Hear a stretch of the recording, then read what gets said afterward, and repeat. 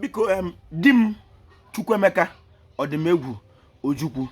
o nwere oku ọkpọrọ ụmụnna ya ndị Igbo ibe ya na Alaba International Market ebe 93 ma 94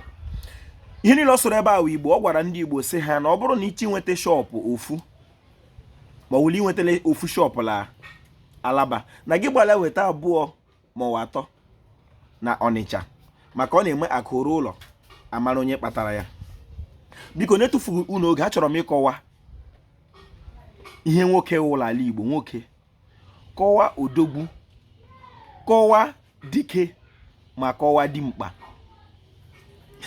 mana ị ga-enwe obere ndidi. Aha m bụ Nkwachukwu Ojiagbọ a na-akpọ m Ojiọfọ abụ m onye olu okoro nke dị na Ọmahịa n'obodo nke Chineke Igbo mmanụ. Biko ekelere m ọha nweze ekelere m ndị nze m ọzọ ekelere m ndị dibịa na-agba aja ma ndị na-agba afa ma ndị mgbọrọgwụ ma mkpa akwụkwọ. Ojiọfọ shi ihe onye chiri ya zere ọ ga-adịrị Igbo la mma.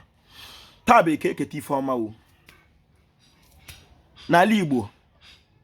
iburu nwoke o nwere ụmụ nwoke wu nwoke n'ala Igbo la anwụghị nwoke maka na onye ọbụla bụ nwoke ibe ya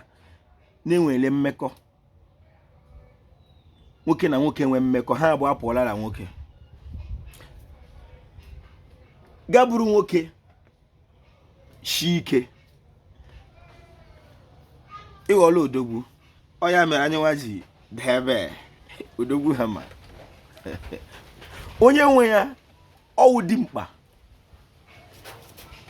burukwala obila odogwu a na-amara dike aka maka ihe eji ama dike wọpụta na nke ego na ya maka ọwa ego wụ mma nwoke isi elu ike wala dike iwu nwoke iji ihe mana ọwụ ụlọ omele gị nke okwulokọpụta na ama nna gị ga-apụta gboo ya okwulokọpụta obodo isi ga-apụta gboo ya okwulokọpụta mgbasụtara gị dịka nwoke ịpụtala ile egbo ịghọla dimkpa ọgwụ a ụdị ahụ na-ezụta ndị ebe unu na mkpa Ojiọfọ ekwu. Biko ihe o ji na-adịrị m mfe oge ụfọdụ bụ anaghị m aka akụkọ ndị ọcha ihe dị m mkpa wa akụkọ metụtara m dịka mmadụ.